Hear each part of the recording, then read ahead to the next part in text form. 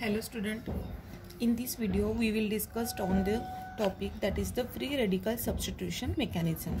Okay, before earlier lecture we have discussed about the general characteristics of the free radicals, reactions and inhibitors. Now in this video we will discuss about the free radical substitution mechanism. So in which let's see about the halogenation at an alkyl carbon. So alkanes can be chlorinated or brominated on reaction with chlorine or bromine. जब chlorinated बोलेंगे तो उसकी reaction chlorine के साथ होंगी और brominated बोलेंगे तो उसकी रिएक्शन ब्रोमीन के साथ होंगी.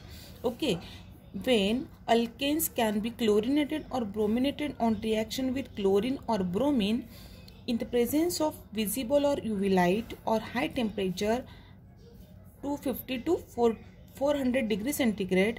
फॉर एग्जाम्पल देखो ये अल्केन्स हैं जो क्लोरिनेटेड किया है, यहाँ पे उसकी रिएक्शंस क्लोरीन और क्लोरीन के साथ या ब्रोमीन के साथ, यदि क्लोरिनेटेड रहेंगे तो क्लोरीन के साथ होंगी या ब्रोमिनेटेड रहेंगे तो ब्रोमीन के साथ होंगी और इन प्रेजेंस ऑफ विजिबल और यूवी लाइट के साथ होंगी और उसके अंडर टेम्परेचर कितना रहेगा 250 to 400 डिग्री सेंटीग्रेड होगा.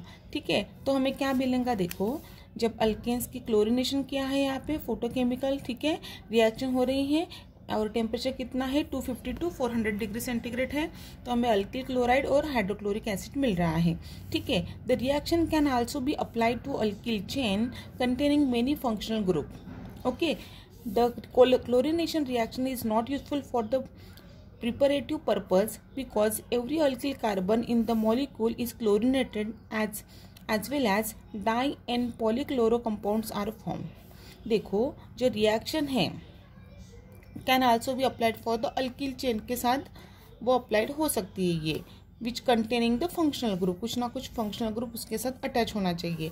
The chlorinated reaction is not useful, but जो क्लोरिनेटेड जो रिएक्शन है वो जनरली नॉट यूजफुल है क्योंकि every alkyl carbon in the molecule जो रहेगा वो क्लोरिनेटेड होगा as well as di and polychloro compounds are form और उसकी वजह से क्या होगा di and polychloro compound form हो जाएगा. ठीक है, that's why chlorination reaction is not useful for preparative, okay, preparative purpose.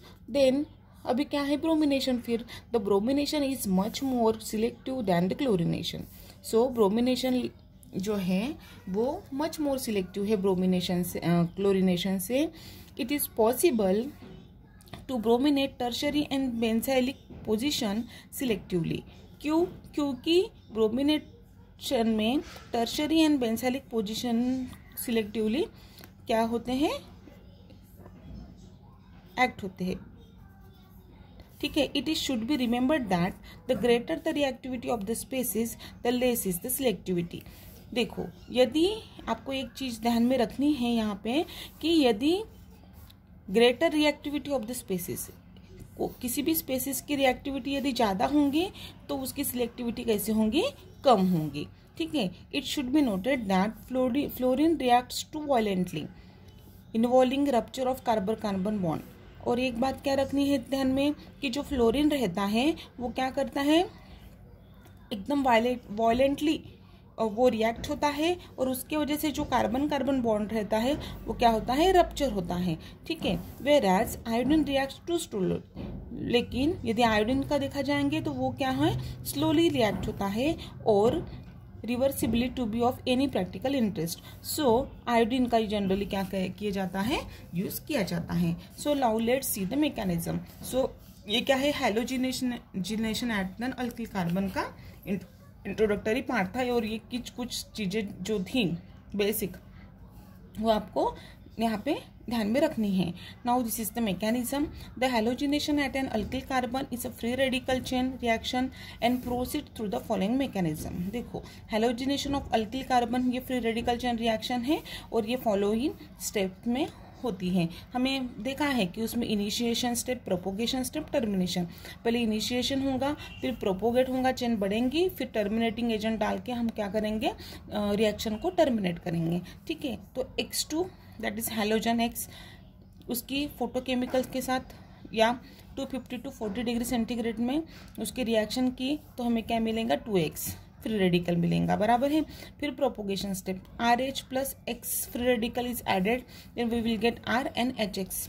Okay, when this R free radical is added in the halogen, we will get Rx and X is a free radical. This is the propagative step.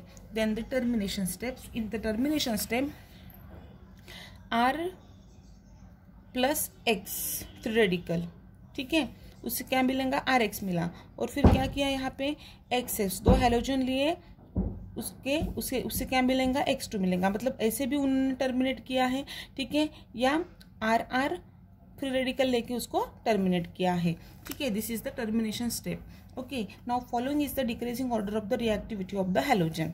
क्या है देखो, fluorine, chlorine, bromine and iodine.